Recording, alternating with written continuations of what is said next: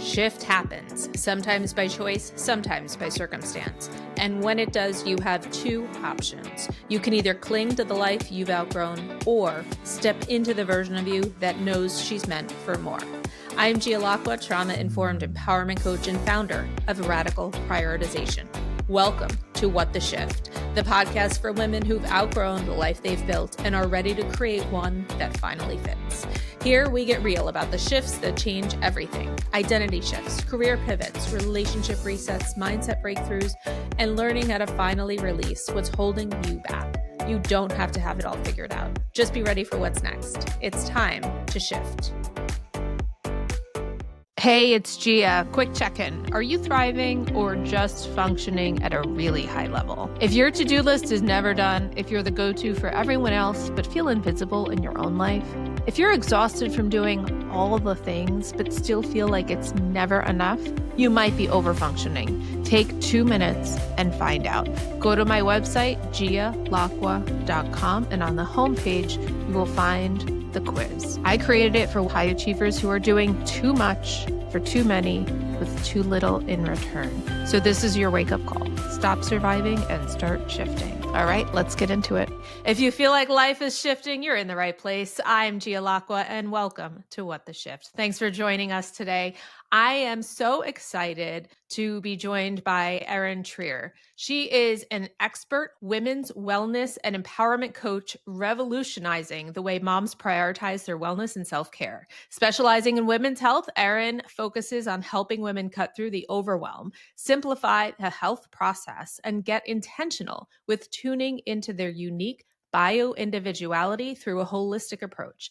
As a certified personal trainer and nutrition coach, her mission is to change the narrative in women's health, focusing on empowering women to renew their strength by leaning into simple, sustainable systems that truly support longevity. Erin, so thrilled to have you on the show today. Welcome. Gia, thank you. Thank you so much. Thank you. I'm so excited. Yeah, this is such an important topic. I feel like we might need more than a half an hour, but So start by telling us, what led you to the work that you're doing today? Such a great question. Just like all of us, we all have our own story. We all have our own journey. We all have our own level of learning, unlearning, and growth that we've experienced in our life. And that's really what led me to where I am now. So I grew up an athlete, was always in the wellness space. I've been inside the wellness community more or less for a little over a decade. I started more in the one size fits all kind of network marketing space. And over time, I've learned a lot about my own evolving health, but also how I really wanted to serve other women. And my most profound shift happened at 38 years old. I was 2 years postpartum after my last baby. And I kind of got up into that midlife stage of almost 40, and everything that I was once doing stopped working. I was trying to put the puzzle pieces together on the things that I had learned over time, but it was all backfiring. And that was a really big wake-up call for me, especially as someone who is extremely passionate about wellness, because I felt like I kept hitting this wall. I didn't know why, and it felt so defeating and overwhelming.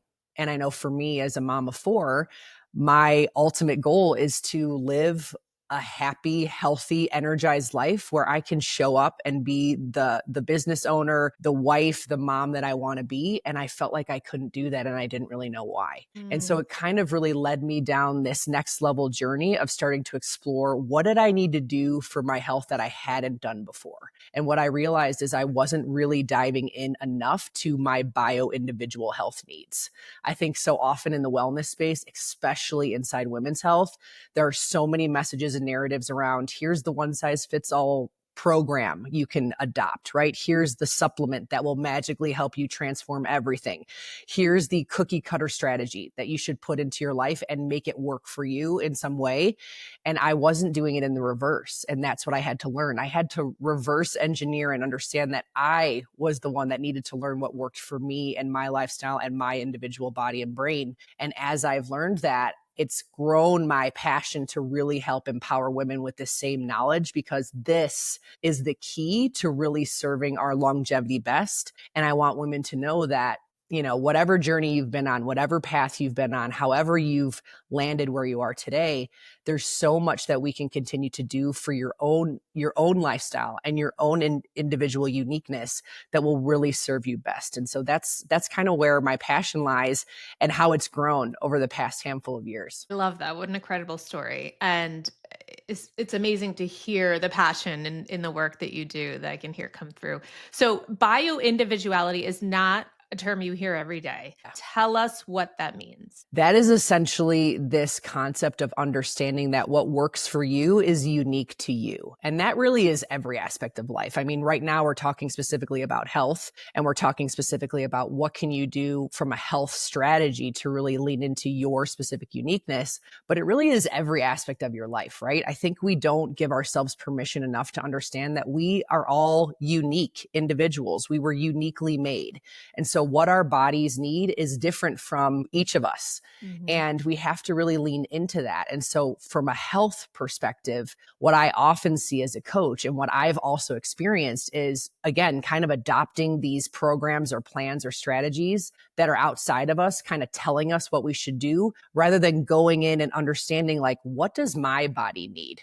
Right? How do I start to get in tune with my unique deficiencies or my specific genetic makeup or what's really going to serve me in the season I'm in? And we don't always give ourselves that grace to actually go through that thought process. And so when I talk about bio-individual health and I speak on it and coach on it, it's essentially giving women the permission to understand what you need from a health standpoint is totally unique to you from every aspect of your wellness. And that's what I like to kind of teach on. I love that. I love that it is tailored to your unique needs and your body, because we are all different. So I think that is incredibly important. The other thing I think is really important and that I love about the work that you do is you're not just talking about fitness. You're not just talking about exercise. You're not just talking about nutrition. You're talking about holistic wellness.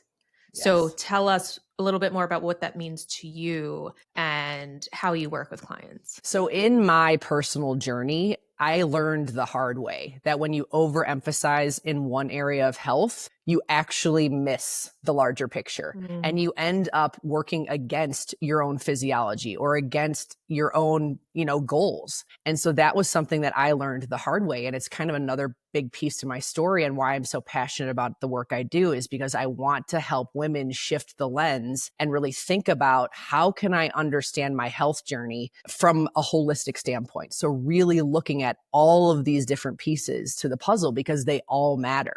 So just like you said, Gia, we're not only talking about fitness and exercise. We're not only talking about nutrition. We're talking about how you're treating yourself mentally and emotionally every day. We're talking about how are you intentionally finding rest in your in your daily schedules and things like that. How are you really focusing on making sure that you're nurturing all of those internal pieces that are more of the invisible pieces to health, but in my mind are the most profound. And when we talk about all of these different facets, we can unpack the layers of what maybe is holding us back or keeping us stuck, or essentially doesn't have us feeling our best in our days. And that's really what I want for women. I want women to feel energized. I want women to feel empowered. I want women to feel like they know what they truly need in their day-to-day to feel like they can show up the way they deserve and the way they want to.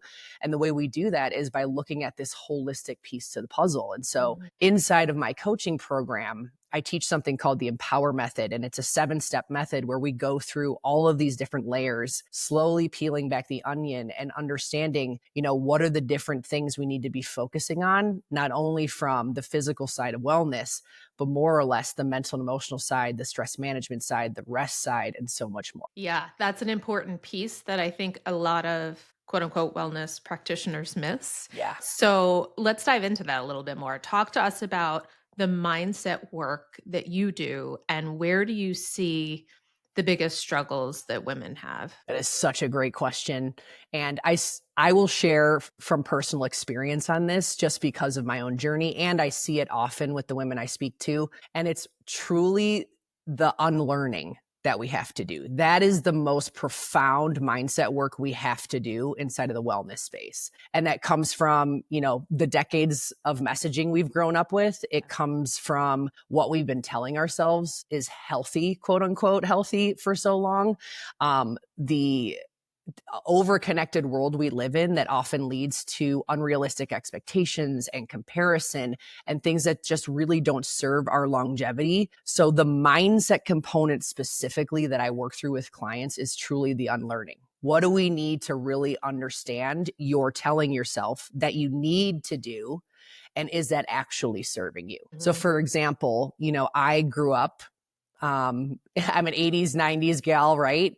And I grew up with a lot of really quick fix mentality type messaging. And I know a lot of women can relate to that. And even in this day and age, like it's still rampant in the wellness space. And so we have to be mindful of what that actually turns into from a mindset soundtrack standpoint. And so I started to adopt this headspace of, I just need to keep working harder, right? I just need to be more disciplined. I just need to keep like killing myself to get to this place of being healthy or feeling healthy. And what I've learned specifically in midlife is if you keep staying in that headspace of just work harder or do more and essentially fuel less or rest less, it just becomes this perfect storm of added stress that our bodies cannot manage anymore. Maybe at one time it worked. And I know for me it did, right? Like I used to move a lot and not necessarily rest as much or fuel as intentionally. And for a season that did serve my physiology and my longevity or my health. But it stopped. Like I said, that was the most profound shift I had. It all stopped working. And this is a very ingrained mindset that I know a lot of women have, that, if for some reason we're not seeing results anymore, if we're not feeling energized, or if we're not, getting to a place that we want to related to our goals, we get into this mindset of feeling like we just have to do more. We just have to try harder. We just have to keep being more disciplined. And that's not the way. It's not the way. And so a lot of what I do on the mental and emotional side with my clients and inside the work I do is really start to say, what are we telling ourselves? And what messages have we adopted? And what do we need to start to let go of? So it's that unlearning process. It's really diving into the depth of that unlearning and saying, I know there's things that I've adopted over time and I've been digging into over time that really don't serve me anymore. And that's probably one of the hardest and most uncomfortable things to do, especially inside midlife health, because we all get into this level of like, I'm kind of in survival mode. I'm kind of just on autopilot. I'm kind of just doing what I've always done and I'm trying to keep going. But at some point we have to make this shift and say, how can I maybe work myself out of these things that don't really serve me anymore? And how can I practice a little bit more mindfulness to think about what can I lean into instead as my health is evolving over time and as my goals are evolving over time, as my perspective is evolving over time, because that's a real part of our journey as humans. What was maybe our goal in the past is likely not our goal now. Yeah. And so as we kind of come to that realization, we also can really lean into, okay, well, what are the soundtracks that I've adopted and how do I continue to align them with where I'm going now? So that's really the mindset component is a big one, Gia. It's the most uncomfortable and the hardest part to the wellness journey. But I have found that, being able to do that work alongside other women and normalizing, what it all feels like and what we've adopted and shared with ourselves for so long, it makes a difference kind of continuing to talk through it. So many important points you just made, and I want to just hone in on a few of them. So I think a really important point you made was the more is better mentality that many of us grew up with. And that is in many facets of life, more accolades, higher titles, more money, right? But definitely more exercise, push harder, push through, right? That more is better. And at some point that fuel runs out. And so you have to recalibrate, right? And I think that a lot of us do find that we hit a wall when we operate under that mentality. What would you say are some of the other common mental roadblocks, particularly around diet and exercise? I can imagine you come up against a lot. Yeah, the eat or move more, eat less is a big one. Yep. I would say, there's a lot of like guidelines and rules that have been shared for decades inside of the wellness space. So there's a lot of fear sometimes in changing your regimen, right? Like, well, I've taken out this food group and I don't know how to add it back in without feeling like it's going to really change my body, change my energy and not have a strategy or a plan. So there is a lot of fear-based mindset work that we do to kind of really start to peel back the onion on how do we get educated about what really serves our body, right? What really helps us feel energized. Like that's a big one. I would say a comparison is another big one that I see, right? Like, well, what I was once doing and where I was in my 20s, like I'm trying to go back there. I'm trying to do what I did in the past. And I had to manage that a lot too, right? Yeah. Like And that's not even trying to, comparison with other right, people. That's right. comparison to yourself, right? Exactly. Right. So it's like that self-comparison, Yeah. like, well, this version of me did this and this version of me, it worked and this version of me, but we're not that version anymore. And what I talk to women a lot about is we're not going back. Like we don't want to focus on going back. And this is a common narrative, especially for moms, especially on the postpartum journey, is let's get back to where you were, right? That's the narrative all the time. And I'm a firm believer in that just does a massive disservice to women because we're not going back. Like we're evolving into a totally different kind of person as we step into motherhood or as an entrepreneur, as a business owner, in our jobs, whatever we're doing. In every season that we go through, we're evolving into someone else. And so we have to really embrace that process and be honest about the mindset tracks that are holding us back, because that comparison to our previous selves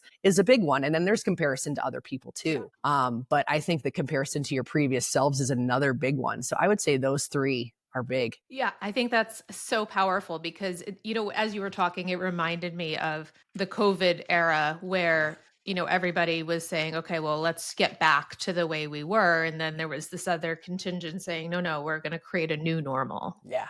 Right. And I think we still have some of that tension going on in the world, but it's an important point because it's like, how do you create a new baseline for the life you are living now? Because it's not the life you were living 5 or 10 years ago. Yeah, 100%. Yeah, I think that's a really important shift.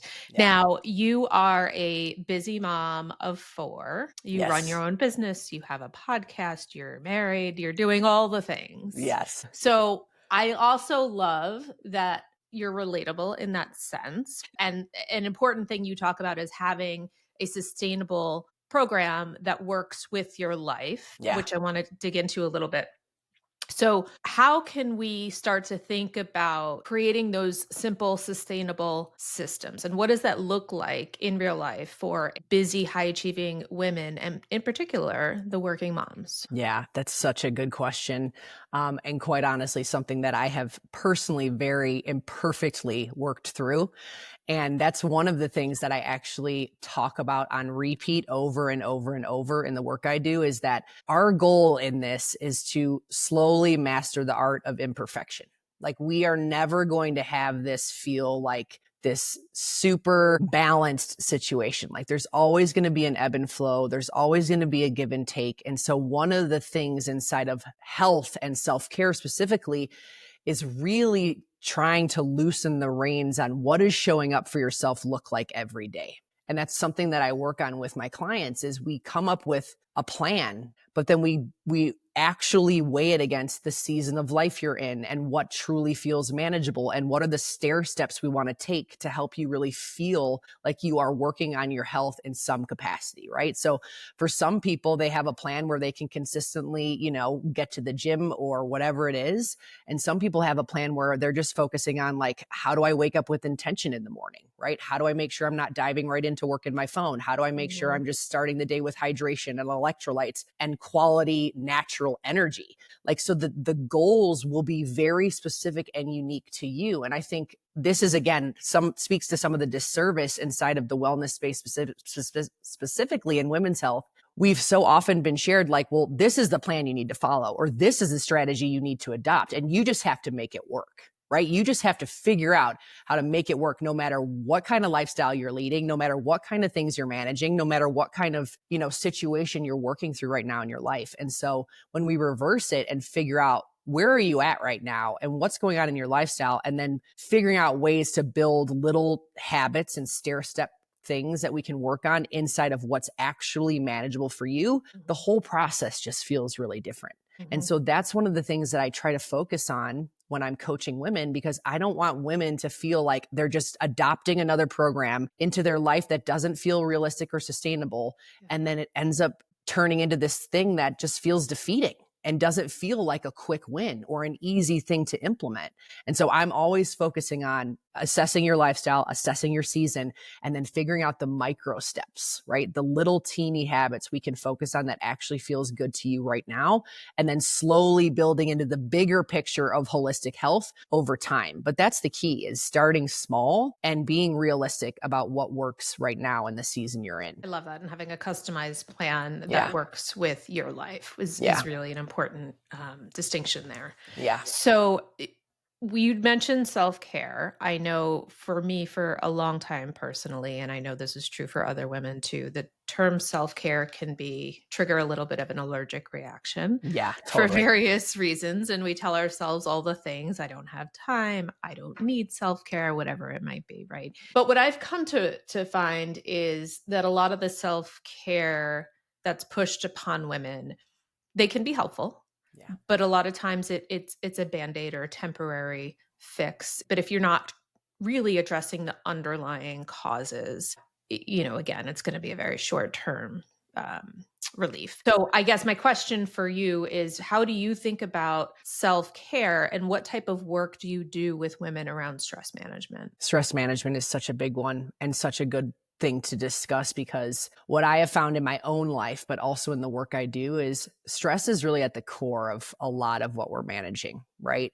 And stress drives a lot of things inside of our bodies that we don't even realize, right? So at the like cellular level, when we have extra stress roaming around our body, like, it creates cellular dysfunction, it creates all kinds of symptoms, it creates everything that we might be experiencing can be driven by some level of stress. And so we have to really be thinking through, like, okay, what can I actually truly do to try to manage all of the things that I have going on in my life? And so when I think about stress management, there are a couple of things that I really like to talk about and coach through. And it's kind of multifaceted.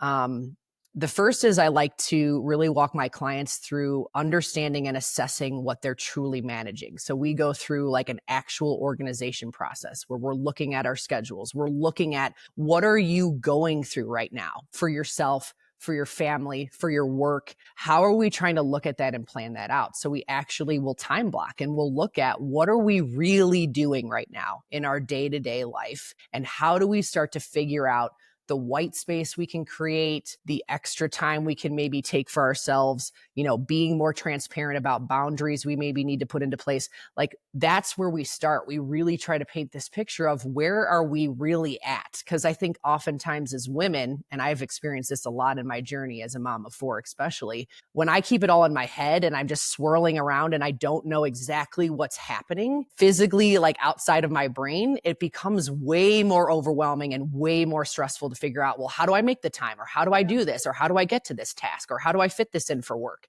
So that's one of the things that I work on a lot with my clients, is let's get it physically out so we can see, what are you truly managing, right? What's going on with your work? What's going on with your schedule in your life? And how do we start to work from there? So that's a first part, is like actually time blocking and organizing your schedule and thinking about, what's actually going on. And then after that, we start to look at, like I said, the white space, right? So is there any white space in your day? And if there isn't, how do we maybe figure out ways to build that in? Because it's so important, whether that's even like a bathroom break before and after meetings, like things like that we haven't always even thought through.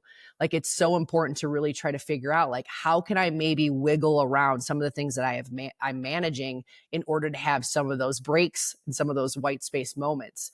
And then once we can kind of identify where those may work or how they may work, that's when we dive into, okay, so if this is where you have more time, or if this is where you can actually ebb and flow your schedule a little bit and create more of that space, what do you feel like will actually serve you the most? And we kind of talk through, like, is it a quick 10-minute walk outside? Yep. Is it sitting down with intention and actually fueling your body with quality energy at lunchtime? Is it that extra 20 minutes in the morning where you can get your face out in the sunlight and like sip your tea or coffee and like reset your mind before you dive into all the things? Like, what are those micro things we can look at, right? And this is what you kind of touch on this, Gia, like this sometimes gets like lost in the wellness space, like the value of these little things, creating these white space moments, creating these little breaks and boundaries. Like they really can start to shift your energy in a really profound way. And we don't always realize this because we're busy. We have a lot going on. We're managing all the things. Our calendars are full, and we don't give ourselves enough of an understanding or get educated enough about how these little things are a massive part of self-care. It doesn't need to be this huge hour and a half ordeal. It doesn't need to be, a lot of what gets dictated as far as the things you should do. It's again, what can you do? Where do we start that feels like a good place to start based on you and your lifestyle and what you're managing? And so those are kind of the things that I like to work through, especially when it comes to stress management, because again, when we hold it all up in our head and we don't have some sort of plan that we can visibly look at and then kind of slowly unpack segment by segment, it just becomes 100 times more stressful. And, we all live a busy, stressful life. That's no doubt. We all have a lot we're trying to juggle and manage for sure. But I do believe that the more intentional we can become and really trying to see where we're spending our time, effort, and energy, the more we can start to unpack where we can kind of get some of that white space back and build in some of these little moments of boundaries, et cetera. So you just said something that took me back. So, which is funny because it sort of surprised me and it also didn't surprise me. You have to help women create white space in their calendar to go to the bathroom. Yeah. Can we just talk about that for a second? Yeah. I mean, there's busy and then there's busy. Yeah. And what are we doing to ourselves if we're at that point where you have to schedule time to go to the bathroom? Yeah. Yeah. Crazy. It's crazy. And it's just, here's the thing. It's the reality of the world we live in. Yeah. And we just don't always think about when we're scheduling our things and we're putting meetings on the calendar. Like we just don't take that pause to say, but wait, have I counted myself in on what I'm doing? And so that is what I'm constantly working through with my clients and in my own life too, right? When I'm looking at my weeks, when I'm scheduling my days, like when we're talking about what's on the calendar, the next step is, have I paused enough to make sure that I'm putting myself in, right? So as we dive deeper into a lot of the work that I do, like what we start to do is when we can, right, look at our calendars and start with the white space, start with the boundaries, start with putting ourselves in, and then comes all the other things. But it takes time because you got to kind of work your way back into that mindset. For sure. And I think, what you said is also really important about, I think we are so conditioned to look for that one quick fix, that one thing. And it's not. It is very holistic. It is looking at the different aspects, and it is the micro moments that you take for yourself that are going to add up. And I think that is also a really hard mindset shift for people. Yeah. And then not putting ourselves on the priority list too, right? You have your kids, you have your job, you have your relationships. And sometimes we're on the list, but it's like we're last on the list. So do we ever actually get what we need? No. And sometimes we're not even on the list. And so that's a really big shift as well. Erin, I will say one of the things that I know I personally struggle with, I know what many other women struggle with as well, and I would love your take on this, is there's a ton of advice out there. There's a ton. I mean, I don't know how many billions of dollars the wellness industry is right now, but it is huge, right? A lot. So you have, and I happen to have a lot of wellness in my feeds. Yeah. Which is good. But at the same time, it is very, very overwhelming and frustrating when I have one reel that pops up and says, you should do cold plunges. And the next one says, no, you should not be doing cold plunges because you have high cortisol. And then the next one is, intermittent fasting is great. And the next one, no, you should eat the second you wake up. Yeah. Right? HIIT workouts.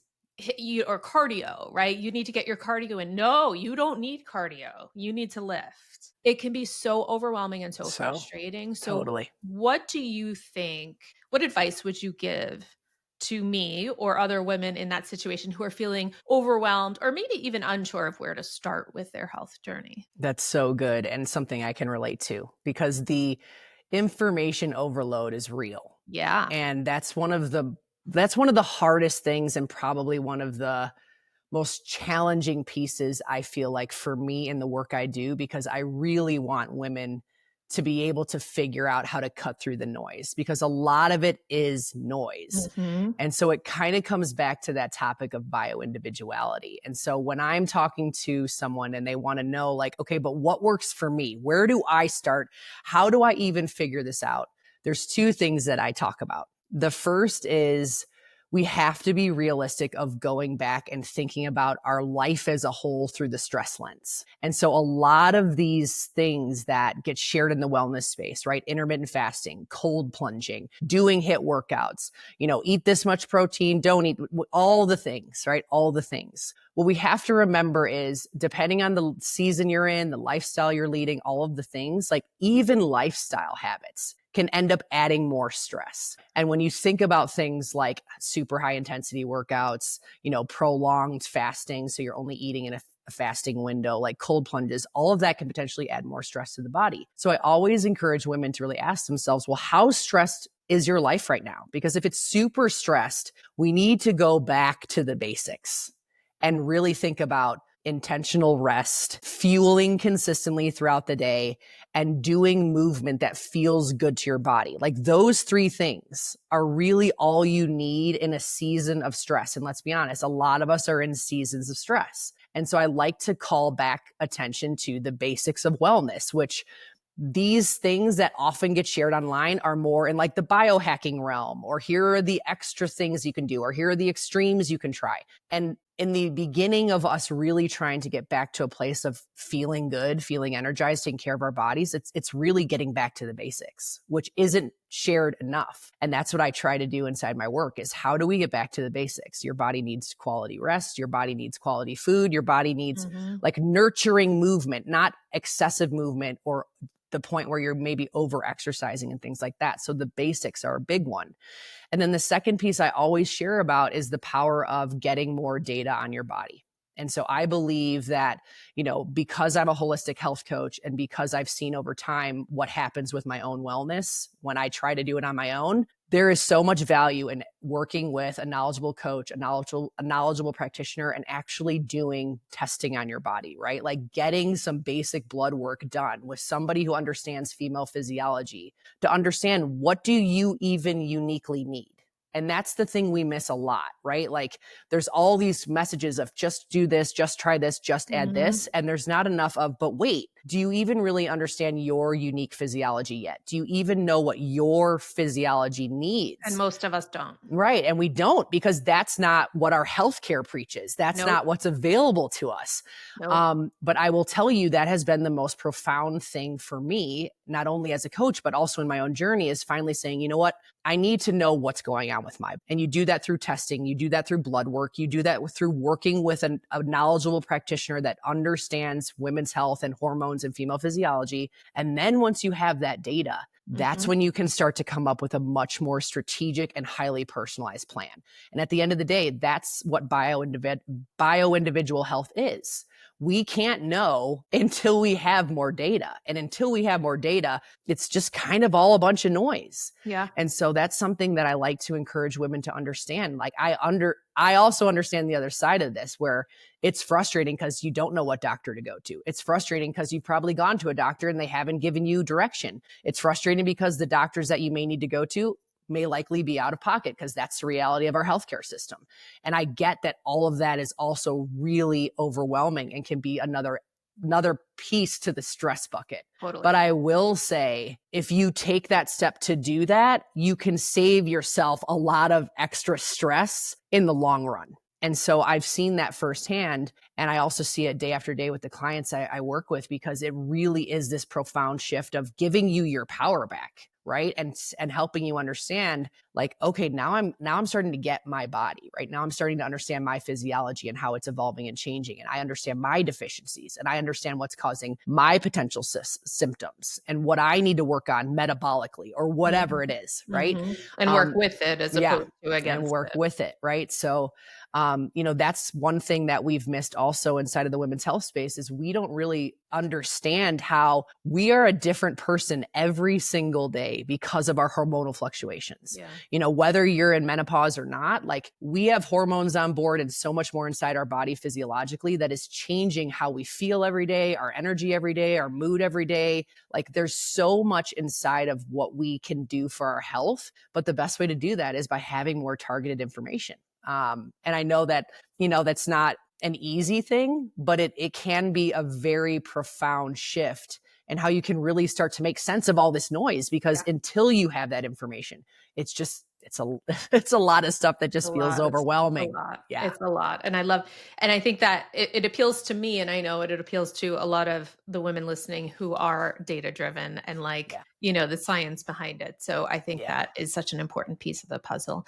Erin, just before we wrap up, what would you say, based on your own journey, what would you say is the shift that changed everything for you? The shift that changed everything for me. Ooh, that's so good. I would say really giving myself permission to step into who I'm being called to be, right? And I think so often, especially in the society we live in, we give our power away to a lot of things outside of us, right? We hear somebody say something that we should do. We hear advice on the way that we should live, right? We see all of this stuff around us and we give our power away so often. And I've also seen this happen in health, where we don't get into this place of feeling like we are empowered enough with knowledge to really advocate for what we need in our life. And I've really started to step into this space personally of giving myself permission to say, you know what?